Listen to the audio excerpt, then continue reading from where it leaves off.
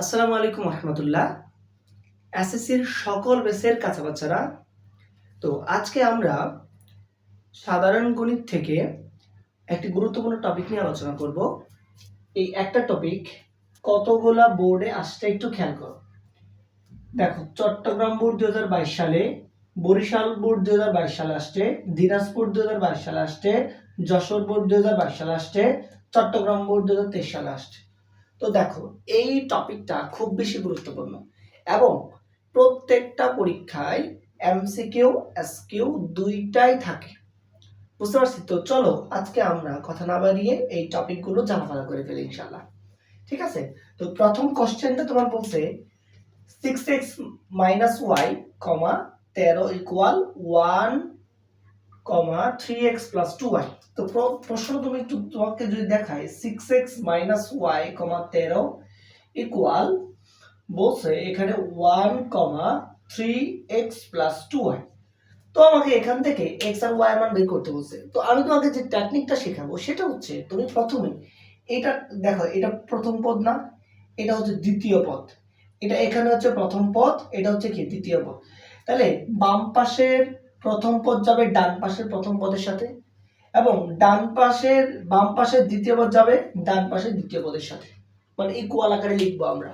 তাহলে কি লিখতে পারি? আমরা লিখতে পারি যে 6x - y ইকুয়াল 1, একটা লিখতে পারি, এবং আমরা লিখতে পারি যে 3x + 2y ইকুয়াল হচ্ছে 13। বুঝতে পারছি? আচ্ছা, মনে করো এটা 1 নং সমীকরণ, এটা 2 নং সমীকরণ। এখন এখান থেকে ক্যালকুলেশন করে আমার মান বের করতে হবে x আর y এর মান। তো তোমাকে যদি একটু দেখায়, সবসময় চেষ্টা করবা এইটার ক্ষেত্রে চলকগুলা সেম করার জন্য। আবার বলতেছি, চেষ্টা করবা চলকগুলা সেম করার জন্য। চলক কোনগুলা দেখো, সহগগুলা সেম করার জন্য। এখানে দেখো x এর সহগ কত? 3। এখানে x এর সহগ কত? 6। আবার এখানে x এর সহগ কত? -1। এখানে x এর সহগ কত? +2। তাহলে চেষ্টা করবা যে কোনো উপায়ে তুমি সহগগুলারে সমান বানাইতে। তাহলে এটাকে আমি সহগ y এর সহগগুলো সমান বানাইতে পারি, x এর সহগগুলো সমান বানাইতে পারি। তো আমি যদি এটাকে দেখো, তো যদি আমি এটার মতো বানাইতে চাই, মানে x এর সহগ 6 আছে, তার সহগ যদি 6 বানাইতে চাই, তাহলে আমার 2 দ্বারা গুণ করতে হবে না? গুণ করতে হবে কিনা? 2 দ্বারা যদি আমার গুণ করতে হয়, তাহলে আমার সম্পূর্ণটাকে কিন্তু গুণ করতে হবে। বুঝতে পারছি? আচ্ছা, তাহলে আমি প্রথম এটা ঠিক রাখবো। দেখো, তাহলে আমি কি করব? আমি হচ্ছে 2 নংকে 2 দ্বারা গুণ করব। বুঝতে পারছি? এবং 2টা যদি পজিটিভ থাকে, আমি মাঝখানে বিয়োগ করব। কি করব? বিয়োগ হচ্ছে কয় নং? 1 নং। বুঝছি? মানে 2 নংকে তুমি 2 দ্বারা গুণ করবে। এটা যদি 2 দ্বারা গুণ করো, তাহলে কত আসে? 3 দুগুণে 6 প্লাস 2 দুগুণে 4y, 13 দুগুণে 26। 2 নংকে 2 দ্বারা গুণ করলাম। এখন দেখো 1 নং কি আছে? 6x - y ইকুয়াল কত? 1। এবং আমি বলছি বিয়োগ করতে, তাহলে বিয়োগ করলে নিচের চিহ্নগুলো পরিবর্তন হয় না। তাহলে এটা প্লাস আছে হয়ে যাবে মাইনাস, এটা মাইনাস আছে হয়ে যাবে প্লাস, এটা প্লাস আছে হয়ে যাবে মাইনাস। বুঝতে পারছি? তাহলে এটা কেন করলাম স্যার? দেখো, এই যে মাইনাস করলে এই প্লাসের 6x - 6x বার, তাহলে 4টা y আর 1টা y, কয়টা y হলো? 4টা y আর 1টা y, কয়টা y? 5টা y ইকুয়াল কত? 26 থেকে 1 চলে গেলে 25। তাহলে এই যে y ইকুয়াল 25 বাই কত? 25/5। তাহলে 5 5 25, এই যে y এর মান 5। বুঝতে পারছি? একটা মান পেয়ে গেছি। এখন যে কোনো একটা সমীকরণে y এর মানটা বসায় দিলে x এর মানটা আমরা পেয়ে যাব। বুঝছি? আচ্ছা, তাহলে এখন আমি 1 নং সমীকরণে যদি আমি বসাই, তাহলে 1 নং সমীকরণে y সমান 5 বসাই। তাহলে তুমি একটু খেয়াল করো, 1 নং সমীকরণটা কোনটা? এটা আছে না? তাহলে 6x - y এর মান কত? 5 ইকুয়াল কত? 1। তাইলে 6x ইকুয়াল 5 মাইনাস আছে এই পাশে যায় প্লাস হবে, তার মানে 6, x ইকুয়াল কত? 1। এই যে আমি x আর 1 মান পেয়ে গেছি। অতএব নির্ণয়ে x, y সমান। দেখো, এইবার আমরা সলভ করব 2 নাম্বার কোশ্চেনটা। 2 নাম্বার কোশ্চেন কি আছে? x - a, y + 2a equal y - 2a, 2x + a। এটা হলে আমি আগের মতো দেখো বাম পাশে প্রথম রাশি ডান পাশের প্রথম রাশি সমান, বাম পাশের দ্বিতীয় রাশি ডান পাশের দ্বিতীয় রাশি সমান। তাহলে আমরা যদি x মাইনাস এ ইকুয়াল y মাইনাস 2a লিখতে পারি, তাহলে এখান থেকে দেখো আমরা চলকগুলা সেম করে ফেলবো, মানে x চলকগুলা x আর y গুলো একসাথে করে ফেলবো, a b গুলো একসাথে করে ফেলবো। তাহলে দেখো এখানে x আছে, এটা প্লাস y এই পাশে হবে মাইনাস y, এই মাইনাস 2a তো আছে, এটা মাইনাস a এই পাশে হবে প্লাস a।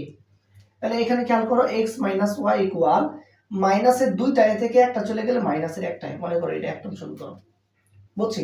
আবার সেম কাজ, আবার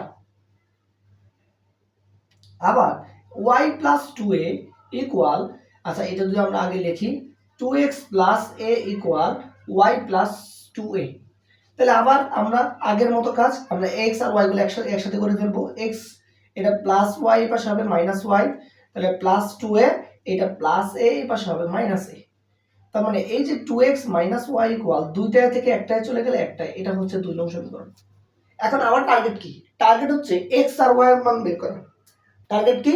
x আর y এর মান বের করা। তাহলে x আর y এর মান যদি আমি বের করতে যাই, একটু খেয়াল করো, আমি যদি 2 নং আর 1 নং যদি বিয়োগ করি, তাহলে খেয়াল করো কি আসবে, x minus y equal a, আর কি x মাইনাস y ইকুয়াল কত মাইনাস a। এবার তুমি বলতে পারো যে স্যার আপনি তো চলকগুলা সমান করলেন না। আমি চাইলে চলক এইটাকে 2 দ্বারা গুণ করে দিতে পারবো।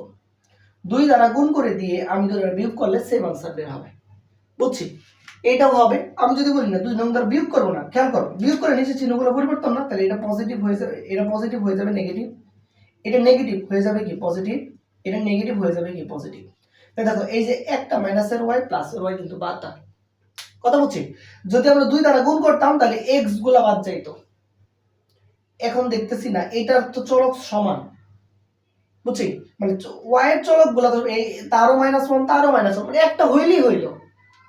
এই জন্য আমরা করছি। তাহলে দেখো দুইটা x থেকে একটা চলে গেলে কয়টা x ইকুয়াল একটাই আর একটাই দুইটাই, এই যে আমি x এর মান পাই গেলাম।